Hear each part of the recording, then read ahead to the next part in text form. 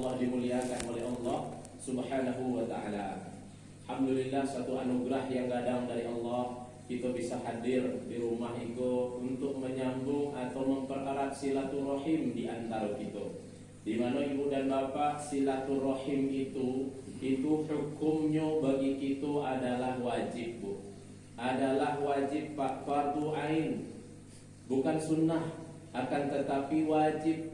Apa landasannya? Landasannya diantaranya kata Rasulullah sallallahu alaihi wasallam, la yadkhulul jannah, tidak akan masuk surga, kata Rasulullah. Siapa nanda akan masuk surga? Bukan orang yang melakukan atau tidak mendirikan solat, yang kemudian melakukan perbuatan mencuri dan sebagainya. Tidak itu yang ditegaskan Nabi di siko, ibu dan bapak. Akan tetapi dalam hadisko justru dikhususkan oleh Nabi, hadisko adalah la yadkhulul jannah qati'ur rahim, tidak akan masuk surga orang yang memutuskan silaturahim. Kalau tidak sholat, ada hadis khususnya. Kalau tidak mempererat silaturahim, memutuskannya, ada hadis khusus. Itu hadisnya, Bu. Tidak akan masuk surga qati'ur rahim, orang yang memutuskan silaturahim. Nah, maka kita nan batangka bacaka ndak bailoan dengan siapapun bisa dipastikan tidak akan masuk surga. Hadis yang kedua, al-jama'atur rahmah wal furqatu adabah. Berjamaah itu adalah rahmat, dan bercerai-berai batangka bacaka akan mendatangkan azab dari Allah Subhanahu wa ta'ala. Bagaimana akan mendatangkan azab dari Allah, ibu, atau tidak dicintai Allah? Karena sejatinya ketika kita tidak mampu untuk berbaik-baik dengan orang lain, di saat itulah syaitan punya peluang untuk membuat kita melakukan sesuatu perbuatan yang bersifat syaitonia atau yang batu disanangi oleh syaitan.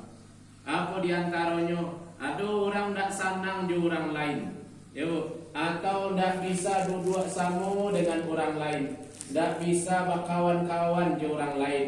Yang di beliau senan santiang, disiko setan datang, didatangkan sifat sombong, bahasa awak senan batua orang salah sesadonyo. Itu dia apa, Bu? Dia tak pandai berbaik-baik di orang lain.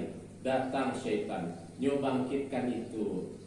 Bahasa inyolah yang paling hebat. Syaitan tu sifat utamanya yang sangat dibenci Allah itu sombong tadi. Kenapa inyo kemudian menjadi makhluk yang dibenci Allah, dilaknat Allah? Padahal dulu sangatlah santiang dan rajin beribadah. Karena itu tadi, Bu, ketika Adam diciptakan, tak amoh sujud sebagai penghormatan karena disuruh oleh Allah, dan disuruh oleh Allah karena nyo mengician anna khairum minhu, ambo lebih baik daripada nyo. Itulah yang membuat nyo dilaknat oleh Allah. Itu karena apa? Karena tidak senang saya diulang, Bu. Awak senang saja. Nah, seperti itu. Nah, itu dikarenakan apa? Tidak berbaik-baik dengan orang. Silaturahim itu tidak lancar.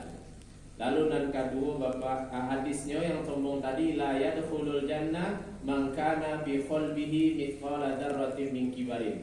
Tidak akan masuk surga orang yang ada di hatinya kesombongan walaupun sebesar biji zarah, biji bayam. Nah, itu sanksinya kalau kita tidak berbaik-baik sama orang, menganggap diri kita lebih santiang daripada orang lain. Yang kedua, sifat yang muncul ibu dan bapak adalah sifat iri. Sifat iri, dengki itu karena apa? Karena kita tidak berbaik-baik dengan orang.